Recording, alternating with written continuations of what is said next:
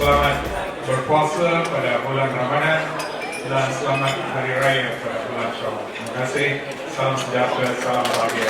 Salam sejahtera. You know, when I heard diphtheria died, I was very, very sad because in today's day and time, you shouldn't be dying of diphtheria. And when it happens, that makes you very upset. You see, it makes you very sad that this is happening. And in Malaysia, it shouldn't happen. Tentang ini, first ini isu diphtheria. Diphtheria ialah satu penyakit yang telah dikawal di dalam negara kita melalui program immunization yang diberi secara percuma di semua klinik-klinik kesihatan untuk semua rakyat Malaysia. Ini dasar kita. Sebelum adakan immunization, diphtheria adalah satu penyakit yang sangat berbahaya. Yang dapat penyakit ini, risiko untuk meninggal dunia itu sangat tinggi. Selepas adanya program vaccination dan immunization, kita dah kawal perkara ini. Tapi baru-baru ini kita ada menghadapi 8 kes. Satu di Melaka, satu di Kedah. Dan di Melaka satu keluarga. Dan di Kedah pun satu keluarga juga. Apa yang bersamaan dengan kedua-dua keluarga ini ialah kedua-dua keluarga ini keluarga yang sangat miskin. Yang di Melaka, dia tak tinggal di satu tempat untuk 2 atau 3 bulan. Macam nomadic. Pindah daripada satu tempat, pindah, tak ada rumah yang kekal. Di Kedah pun, bapa kepada anak itu yang mendapat itu ialah seorang driver lori yang pergi kepada satu tempat ke satu tempat cari kerja. So ini menunjukkan, dua-dua ini kumpul grup ini tidak termasuk di dalam the anti-vaccine group. They are not the intellectual anti-vaccine group yang sedang so they are not. So this mereka tak jatuh di dalam kumpulannya. Apa yang isu dengan mereka? Mereka tidak menghabiskan program immunization.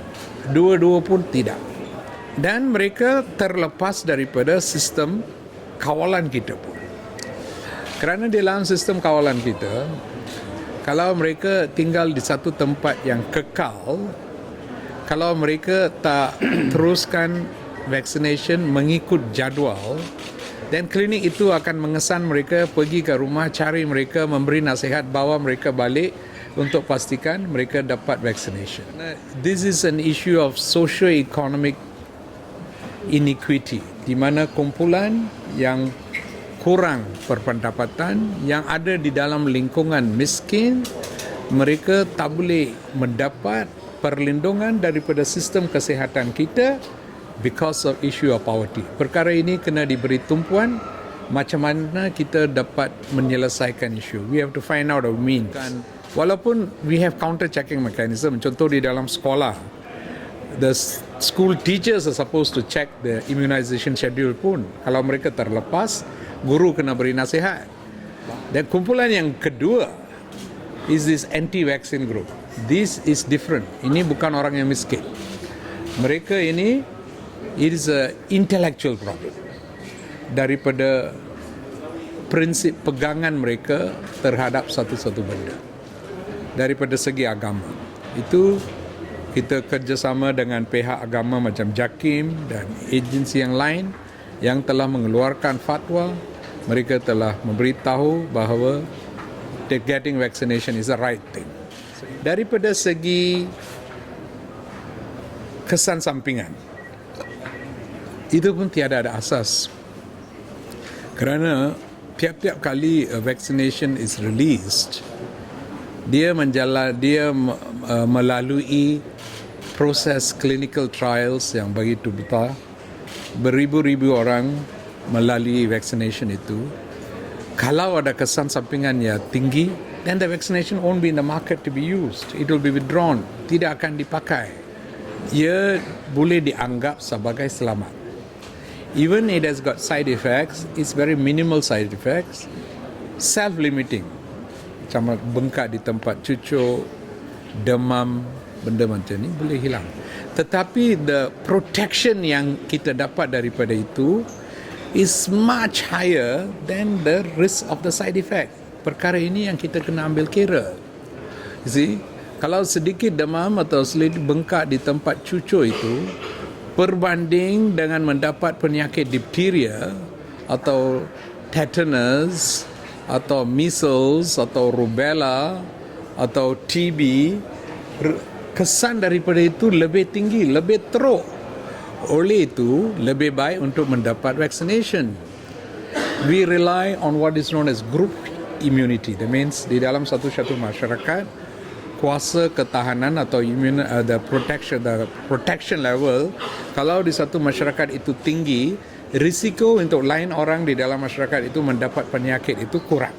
Kalau melalui anti-vaccine campaign, the immunity in the community becomes low, maka ini akan meningkatkan risiko untuk mereka yang ada di dalam masyarakat itu, walaupun mereka tidak mempunyai kepegangan kepada ini campaign anti-vaksin. They are innocent bystanders, tapi mereka become victim, mangsa kepada kumpulan-kumpulan ini. Ini tak adil. Dan negara kita we have reached a very high status in immunization. Sampai 95-98% pada satu ketiga. Sekarang kita nampak kerana contoh measles, jumlah kes measles sedang meningkat kerana kumpulan-kumpulan ini yang tidak mendapat protection against measles. Contohnya di dalam diphtheria, kes diphtheria dari 2 kes pada tahun 2014 meningkat kepada 4 kes pada 2015 dan terus melonjak kepada 12 kes pada tahun 2016 sampai sekarang lah. Measles 221 kes pada 2014 melonjak kepada 1,380 kes pada tahun 2015 sampai sekarang 873 kes. Sekarang cuma 5 bulan saja. Pertussis ini satu penyakit batuk atau kita panggil, what do you call it in Malay? Kokol, whooping cough. Dia kena batuk saja. Pertussis pula meningkat daripada 497 pada tahun 2014, 939 tahun 2015.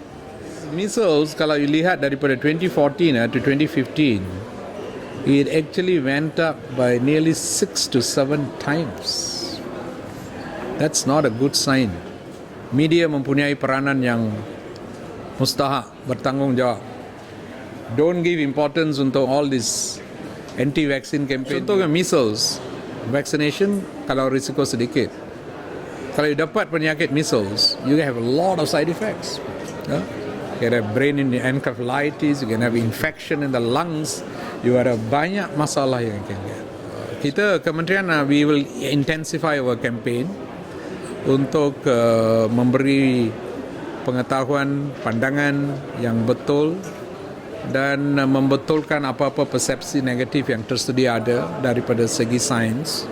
Kita sebagai satu masyarakat kena mengambil berat tentang perkara ini supaya kita boleh mengawal. Any question?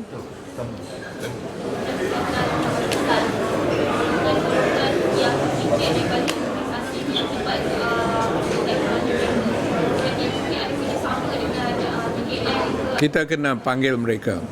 Because isu ini adalah safety net untuk kumpulan-kumpulan ini.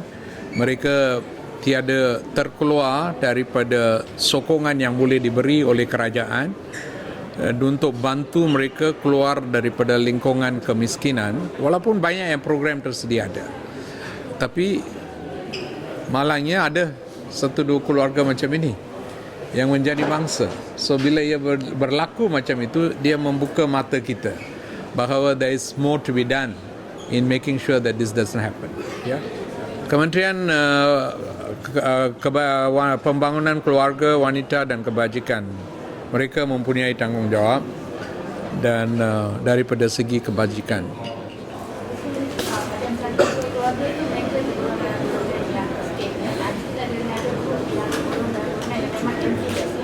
So, the ministry mengenakan tindakan kepada keluarga yang dengan sengaja memilih untuk tidak mengambil Sampai masa sekarang kita vaccination bukan satu kepaksaan di dalam sistem perundangan. Kita menyediakan ini sebagai satu perkhidmatan kesihatan. Sebagai permulaan, kita akan menggunakan kaedah meningkatkan pengetahuan dan membetulkan persepsi yang negatif. Pada masa sekarang masih tiada ada kepaksaan. Those who refuse or didn't take the vaccine, they still can do. Oh yes. You can. There is no such. If you missed, you can take for your future protection. No problem.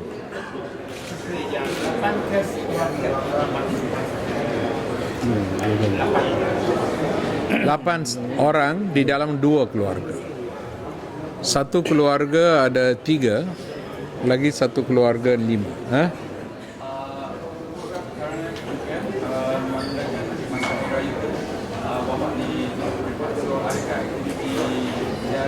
Dengue.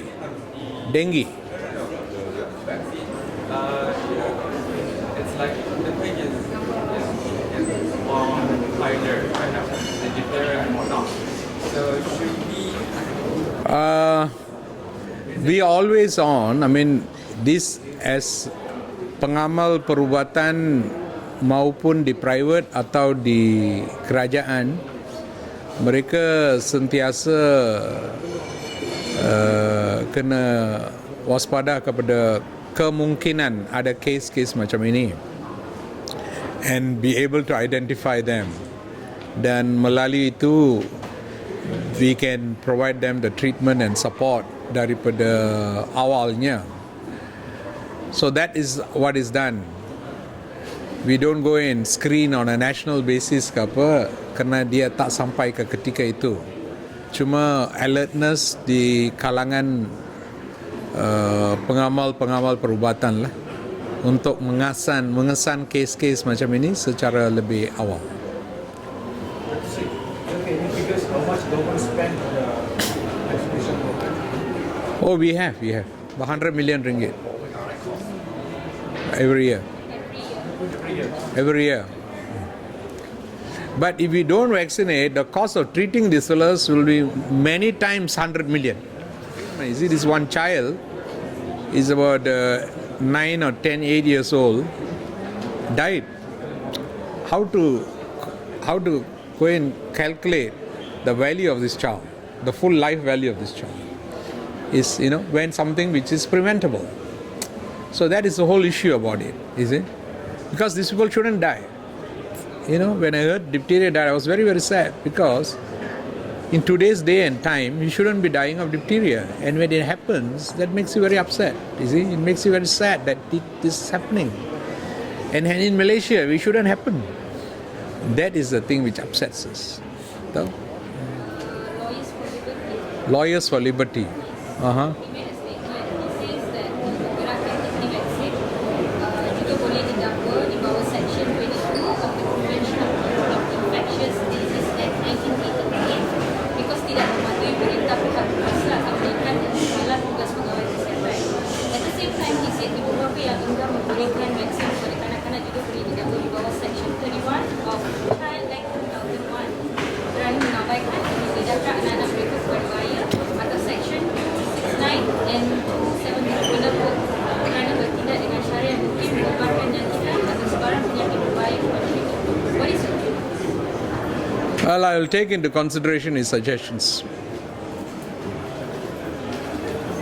But I don't want to comment on it. He's talking to the legal aspect of it. The laws are there, but these are laws for different thing, right? When we say Prevention of Disease Act is, if you allow mosquito to breed, and that causes dengue, we take action against you under the act, right? But